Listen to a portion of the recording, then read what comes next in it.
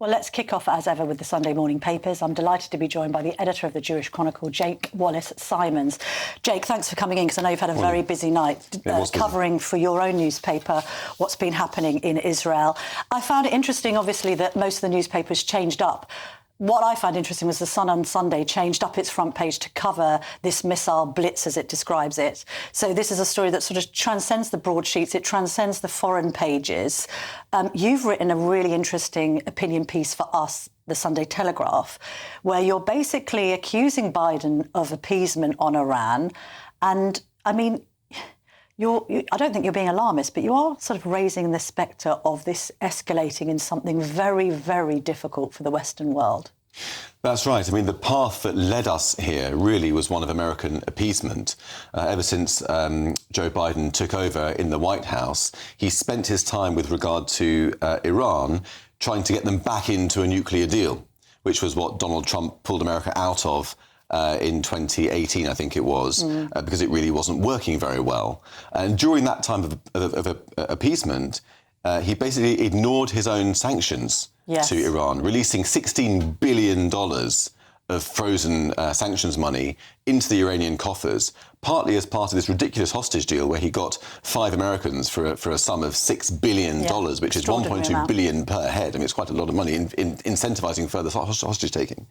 But this appeasement led to the Iranians making more nuclear progress than they had before. All the key landmarks in terms of enriching uranium to 20%, 60% and so forth were achieved during that time.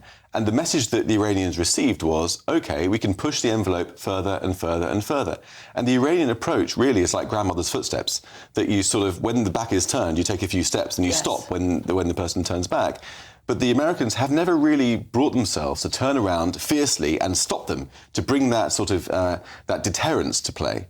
And so, therefore, the Iranians clearly have thought that they can launch this unprecedented massive attack on Israel and not experience a devastating response. That looks like kind of where the Americans are pressuring Israel to go now. How worrying are Iran's nuclear capabilities as it stands today? Well, look, they are, according to intelligence assessments, they're about a week away from enough fissile material for one bomb. That's a week of progress. So they could trigger that at any point. Then once you've got that material, you still need to get it to work on a warhead, and that will take a matter of a few months. That's the best assessment. Now, is that right? Is it accurate? We don't entirely know. They could have reached that threshold already, frankly. We're not certain. The eyes of the world have been firmly fixed on the Gaza conflict, obviously. And one wonders whether the Iranians have been so quiet because they've been pushing forward that progress in the background. Well, how do you think that changes things in terms of the kind of perception of Netanyahu, the proportionality of his response to the October the 7th attacks? I mean, we've seen perhaps Foreign Secretary David Cameron not being quite as supportive as some might like in how he's sort of framed the conflict in the Middle East. How does this now change the situation and change the sort of spectrum of Western support for Israel, do you think? Well, I mean, frankly, I think that the inhabitants of the White House and indeed Downing Street and the Foreign Secretary himself should be embarrassed. They should be embarrassed because they spent the last few weeks attacking Israel rhetorically and undermining Israel's support, undermining Israel's capacity for carrying out and concluding a justified military operation to defend itself from these genocidal savages in Gaza. Over the last, few weeks or a couple of months, you've heard almost no criticism of Hamas coming out of the White House or out of David Cameron's mouth. Almost no demands for the hostages to be released, but constant criticism of Israel about disproportionality, about civilians and so forth. Now, of course, it's important to protect civilian life. We all agree with that. But they could have worked constructively with Israel to destroy Hamas while protecting civilians as much as possible. And the reason why they should be embarrassed now is that clearly the stakes have been greatly increased by this Iranian attack. Now they're pulling behind Israel. Now their previous lack of support for Israel are being shown to be ridiculously hollow because they're now sending fighter jets into the skies to protect the Jewish state, as they should be doing. And they're making their previous position look utterly absurd. Let's bring this back to Britain. I've kind of put a compendium of stories together which are in the Telegraph and given them the headline "Useful Idiots?" ?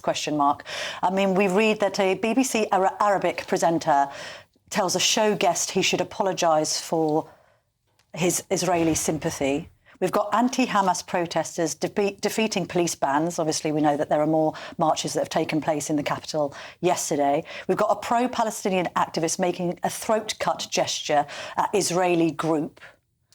I think the thing that draws all this together is that too many people don't realise that Israel's security is essential to our security.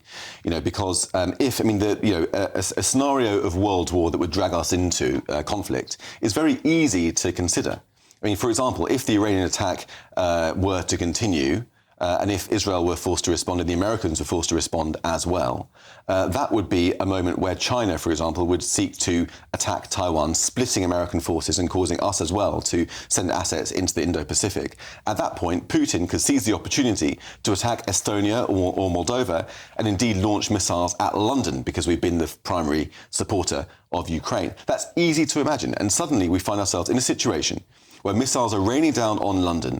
Our armed forces are enough to, fill half of Wembley Stadium? Our Trident missiles at the last test plopped into the sea. We've got an aircraft carrier with a rusty propeller that couldn't even get out of harbour. We're not prepared for war. And also, we would have people marching on the streets in favour of Gaza every Saturday, maybe coming up with new chants supporting Iran. Yeah. Iran make us proud or something like that. The situation where you'd have people on the streets of Britain chanting in favour of Iran, not least after everything's happened there in recent months and years with regard to, young women being killed for removing hijabs, and an uprising there amongst actually largely female progressives who want regime change, want to get rid of the Ayatollahs. How do you get to a situation where people are marching on the streets of London in favour of Iran? I know you're speaking in hypotheticals, but stranger things have happened, frankly. Well, actually, I'm not speaking in hypotheticals because last week, or perhaps 2 weeks ago, there was the annual Al-Quds Day march taking place in London. That is an Iranian march that was started by the Tehran regime. It's been taking place year after year around the world, including in Britain, by Iranian sympathisers expressing support for Iran. That's already happening on our streets, attracting tens of thousands of people, including people expressing open support for terror. What should happen about that, though, Jake? The police... We've had successive Home Secretaries saying the police have the powers to stop these marches and choose not to do so. Do you buy that rhetoric, or do you think the government needs to do more to say banning such marches? Well, look, I don't think that we need further legislation. The problem is we've got the legislation that we need to ban, hate preachers inciting to violence up and down the country, to ban expressions of support for for terrorist groups on our streets and so forth. But the problem is it's not being enforced. And if the police were to enforce the law, these marches would not be able to happen because some of the organisers themselves are close to Hamas or have been close to Hamas in the past. Yes. So if that was taken out, the marches wouldn't be happening. Let's just move over to Australia. Obviously, the killing of 6 people at the Westfield shopping centre in Bondi Junction would have been more prominent on the front pages had it not been for what happened in Israel last night. Let's just focus in, the Sunday Express has, on this police officer, this female police officer. It's a very distressing image, actually, but in newspapers, you'll know as an editor, Jake, you sort of take a decision, should you run that kind of shot? I think in this case you do, because what it's really summing up is the bravery of this young female officer. She's apparently been down the road doing something completely different. She hears screams, she goes in, she risks life to save life. She goes and shoots this guy.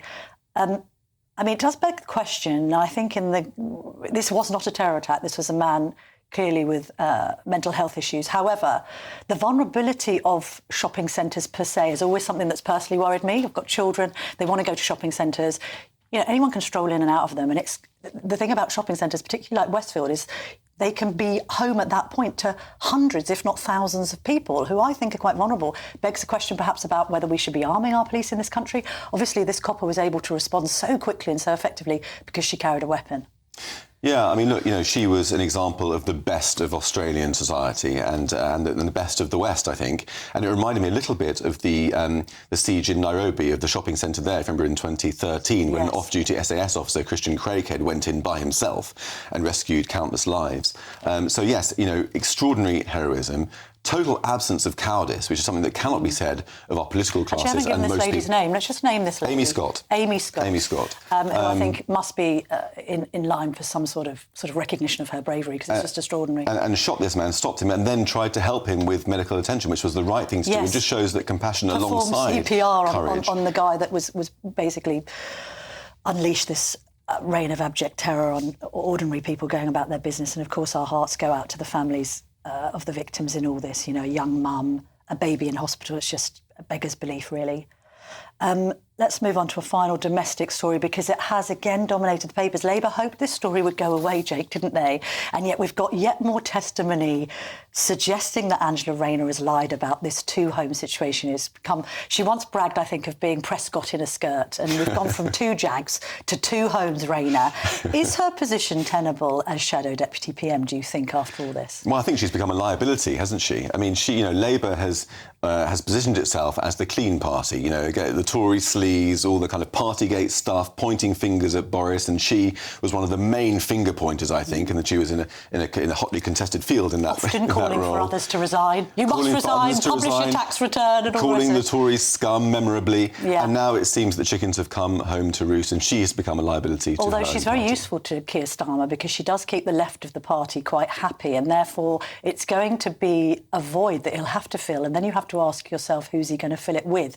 If he does ask her to step down, or indeed if she volunteers to step down this week. It's not looking likely at the moment, but that's a difficulty for him politically, isn't it? Yeah, I mean, Angela Rayner is a unique politician. She's got those proper working class credentials and working class roots, and those links, and that she's played on, a lot about her, being a young grandmother and all that sort of stuff. She's got a great appeal and a lot of support in the party, and her crashing and burning is very difficult for Keir Starmer, because how do you fill that gap? Well, we watched that space this week in Westminster. Jake, I know you've got a lot more work to do on the Jewish Chronicle. I'll let you get back to that, but thank you for joining me this morning. Thank you.